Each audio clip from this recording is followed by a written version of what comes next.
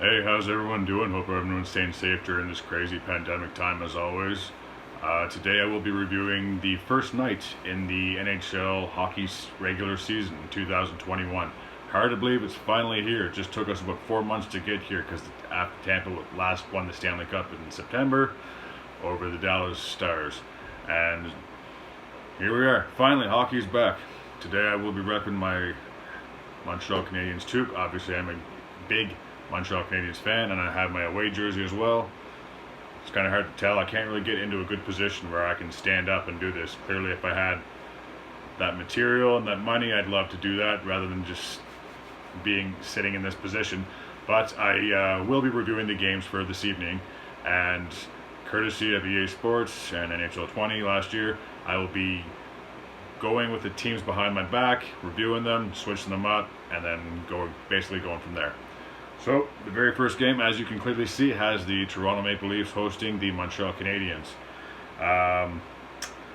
For the Montreal Canadiens, you got to think this was a game that basically got away, and it just seems kind of like it's deja vu. Yes, you've added all these pieces, you've had all these big names come and sign with them, but they just seem to always have that problem when they get a lead, whether it's a goal or 2 goals or 3 goals, and then they just forget how to play and let it slip away. So unfortunately, this is a game that clearly got away after having a 3-1 lead in the second period after Thomas Tatar made it 3-1, and they even had 2 power play goals, something that they struggled so mightily, horrendously for so long to have consistency. They finally get a couple power play goals, but they still were not able to get the W. Despite that, I will have to say that Josh Anderson definitely looked very well in his Montreal Canadiens debut, scoring twice. Obviously, he doubled up his goal total from last year after he had the injury-prone season in Columbus. So, good on him. He looks like he's going to have a very good year, and he's off to a better start than he was last year.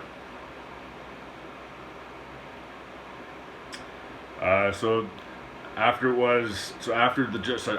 Josh Anderson scored his second goal, that made it 4-3 for the Montreal Canadiens, and then Vesey, if I'm saying his name correctly, for the Buds, he tied it up just over halfway through in the third period.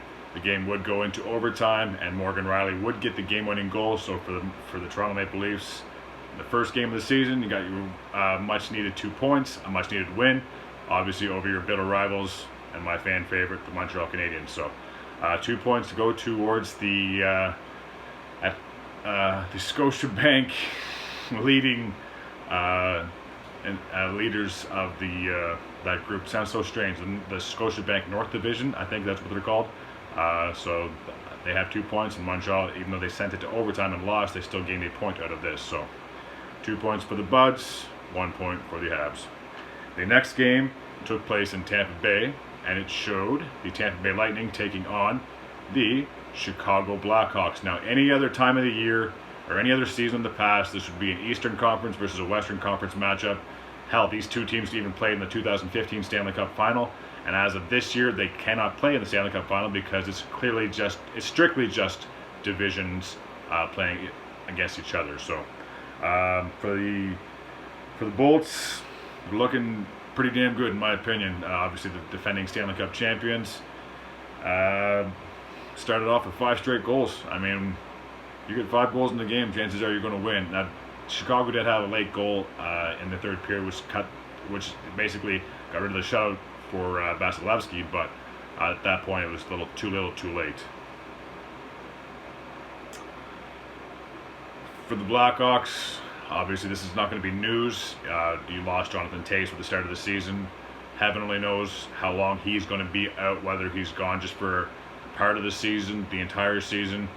Some players do heal quickly rather than others, so if he can make it back sooner than later, they might be able to, but losing Jonathan Toews is a big piece of the puzzle for the Blackhawks. And since they lost Corey Crawford to free agency, obviously he's now retired. They don't really have a number 1 goalie. Malcolm Subban is the number 1 goalie as of now. Is he going to be your new Corey Crawford? Is he going to be your new future? Is he going to be there for 5-10 years, just as Crawford did? Is he going to have the success that he did? Well, after this game, I'd say I don't know. I feel that, in my personal opinion, that Malcolm Subban fits more of as like a 1A or a backup goalie. I think it's just too much for him to handle because this is his first time being basically the number one goalie, because he's always either backed up Rask in Boston or backed up Fleury in Vegas. So it's going to be a very interesting season for the Chicago Blackhawks.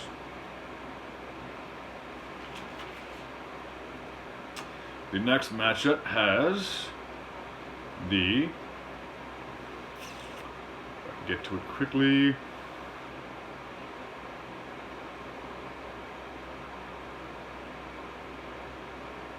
the Battle of Pennsylvania.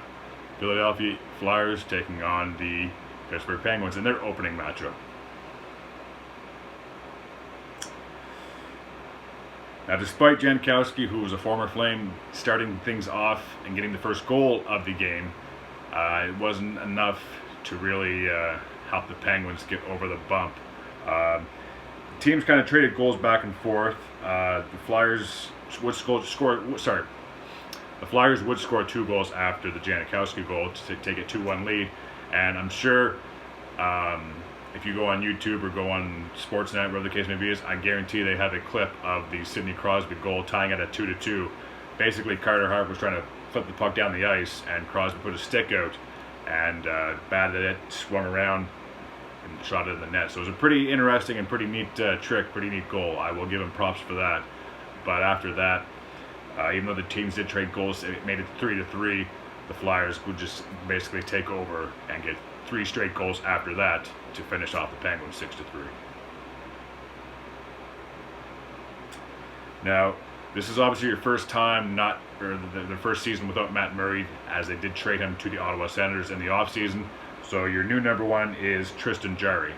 Now, can he really be your next Marc-Andre Fleury? Can he really have the playoff success that Matt Murray had, or the regular season that Matt Murray had? Because in his first in his first 4 years as the starter, 3 years as a starter, he took the Penguins to the playoffs, but he was not able to, just by himself, get them to a Stanley Cup get them into a Stanley Cup contender spot, because they either get bounced out in the second round or the first round of the playoffs. And obviously last year when they had the bubble, they got bounced out by my Habs. I was pretty happy about that. So they just felt that they needed to go in a new direction, and even though he gave up 6 goals, I mean, you can't really blame him for all of them, can you? Or can you? Will Jarry be, like I said, your new Matt Murray, your new Marc-Andre Fleury? Only time will tell. The next matchup has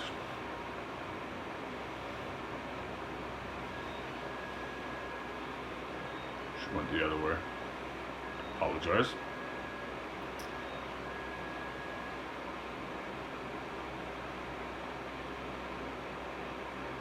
The Edmonton Oilers hosting the Vancouver Canucks.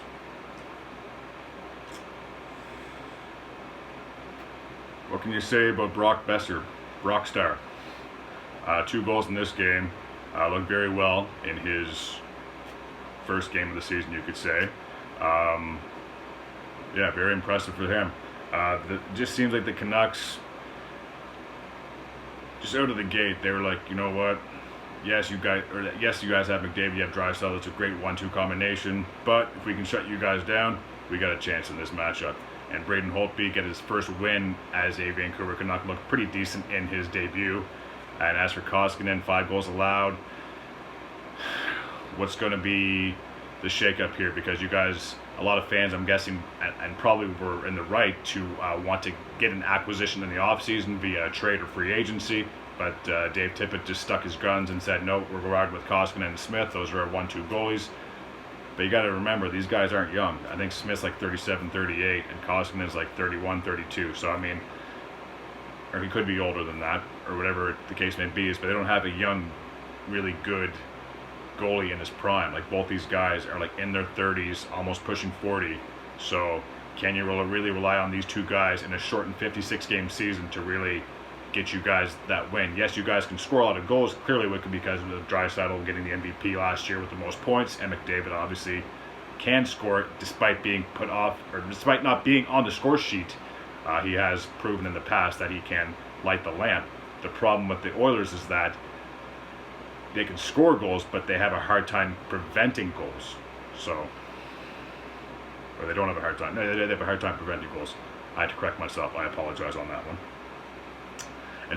So going back to the Canucks, when they went into the bubble, obviously, I'm not sure where the standings were before the whole bubble, whether they were in the playoffs or weren't, but they proved when they got into the bubble that they were meant to be there, because they took out defending Stanley Cup champions in St. Louis in 6 games, and then they ended up forcing a 7th game with the Vegas Golden Knights when they went with Demko, who's proven that he can be a number 1 goalie. But I mean, you have Braden Holtby, who's a Stanley Cup champion, so I mean, just ride those 2 guys out and see how far your season goes.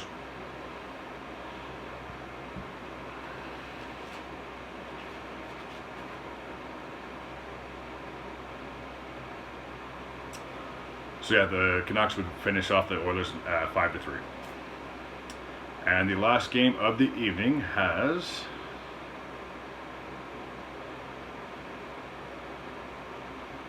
the St. Louis Blues heading into Colorado to take on the Avalanche.